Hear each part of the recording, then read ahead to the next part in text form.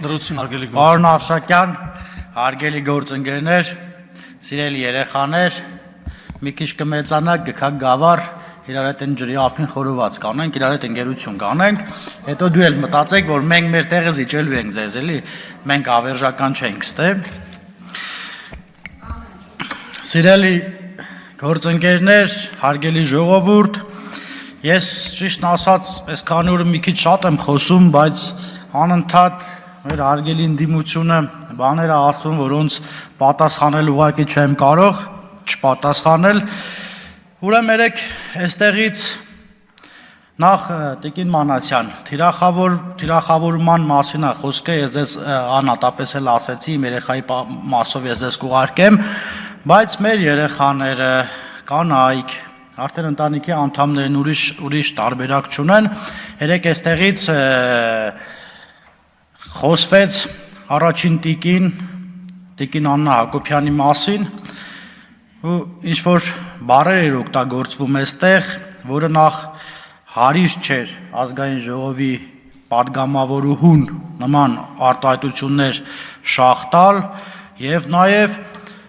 պարոն Մինասյանը այստեղից խոսում էր, որ մեր նախկին ղեկավարների և այլնի մասին մի խոսացեք, հիմա ես ինչ եմ ուզում ասել, նախանձություն կա անկեղծ ասած մեջները, ընդդեմ Տիկին Հակոբյան, որովհետև Տիկին Հակոբյանը երբ գալիս է մարզեր, կրթվել է նորաձևա շրջանակներում, դուք ուղղակիորեն պետք է տեսնեք իրեն ոնց են դիմավորում, ուղղակիորեն իրեն ոնց են սիրում, հիմա այստեղից նորաձևը կրթվել է նորաձևը ինչ գումարներ է պետական ծախսվում անվտանգության համար, այո, Հայաստանի Հանրապետության վարչապետին և վարչապետի ընտանիքին պարտավոր են ու պարտական են պաշտպանելու պետական պահպանության ծառայողները։ Երկրորդը, տեսեք, ուրիշ ձև չեն կարողանում թիրախավորել վարչապետին ու վարչապետի ընտանիքին, հիմա իրենց մագլավիկները փորձում են տարբեր տեղել նստել կանգնելով ասել, որ գիտեք, այ օրինակ այն սուպերմարկետը ոնց որ պատկանում է վարչապետի տիկնոջ, ասենք հարց, ինչի ասում է, բա որը տես չի խիա տենց արագ զարգանում, ասենց սուտ լուրեր, Հայաստանի Հանրապետության քաղաքացի, այդ լուրերը ստահոտ են, նախ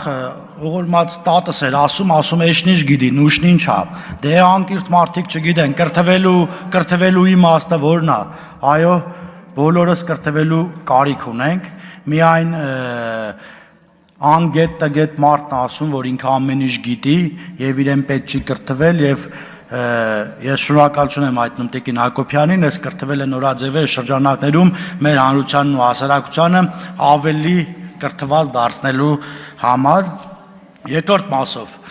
երեք ստեից մի տիկին ասում է, այ Կոնջորյանի կինը աշխատում է Հայփոստում, այդ տիկինը իր թերթով մի օր էլ գրել էր, որ իմ կինը առաջատար մասնագետ է,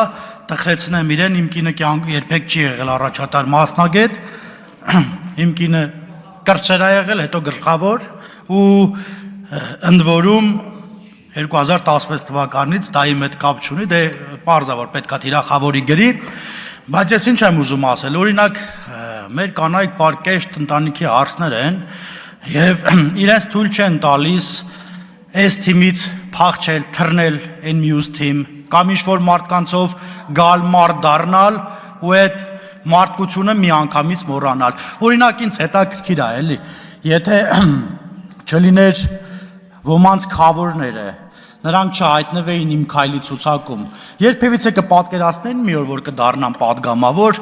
այդ ընթացքում էլ մեր մասին գրում են, այ օրինակ, որ Վարազդատ Կարապետյանը դիմում չգրեր, Նարեկ Գրիգորյան չէր հայտնվեն, Նարեկ Գրիգորյանը մաքուր ձայն է տարել, ձեր հետ է մրցել, ի դեպ, 4 ձեն էր երևի տարբերությունը, չգիտեմ, ամբողջ մի հսկա օլիգարխիա էր աշխատում այն ժամանակ ձեր համար։ Հարգելի ընդդիմություն, ինչքան գովերգում եք Ռոբերտ Քոչարյանին, այնքան ավելի խորն եք փորում ձեր քաղաքական փոսը,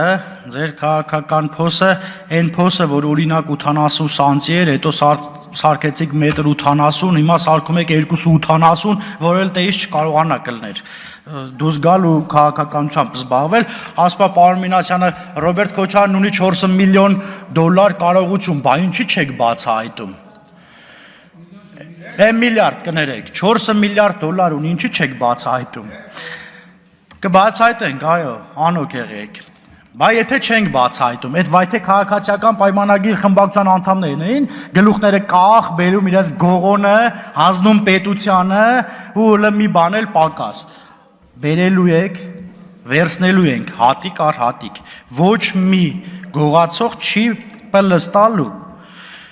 Հասկանում եմ անհանգստությունը, հասկանում եմ նաև ոգևորությունը։ Դե մտածում եմ ոնց անենք, որ սրանք իշխանության չլինեն, մենք էլ մեր փողերը վայելենք։ Չի գողացված գումարը չի վայելվելու։ Ասում է, այստեղից են տիկինն ասում է բանա, բռնապետ կամ բռնապետիկ, հարգելի հայրենակիցներ, ես ուղղակի զարմանում եմ, էլի, կինը ոնց կարող է ասել բռնապետիկ, կներեք, տղամարդին բռնապետիկ, Հայաստանի Հանրապետության վարչապետին բռնապետիկ, երբ ինքը մի խմբակցության մեջ է, որի ղեկավարին բազմաթիվ դրվագներում մեղադրվում է բռնապետության մեջ։ Եթե իրանք բռնապետ չէին, եթե Սերժը լավն էր, եթե Քոչարյանը լավն էր, եթե իրանք լավն են, մենք ստե ինչ գործ ունենք, Ժորժ ջան, քիան մեր ժողովուրդ ուղարկե այստեղ։ Որ իրանք շատ լավն են, որ իրանք գողություն չին արել, ասում ռեշտակի թևերը աճը թռնում են արդեն։ Ասում եք արմատախիլ ենք արել կոռուպցիան, չէ, արմատախիլ չենք արել, արմատախիլ ենք անում, հիմա ենք անում, ամեն օր գրվում է, այստեղից այս գույքը հետ բերվեց, այնտեղից այն գույքը։ Ժողովուրդ կա քաղաքացիական պայմանագիր խմբակցության պատգամավորներից են այդ գույքերն հետ բերում։ Երևի չէ, էլի, դե չգիտեմ, մենք չենք էլ կարող այդքան գույք ունենանք, որ բերեն։ Ասում է բանա, գալիս են այստեղ, թոշակները բարձրացնենք, աշխատավարձերը, հա, անդիմությունն է, ինչ ուզե կարա խոսա,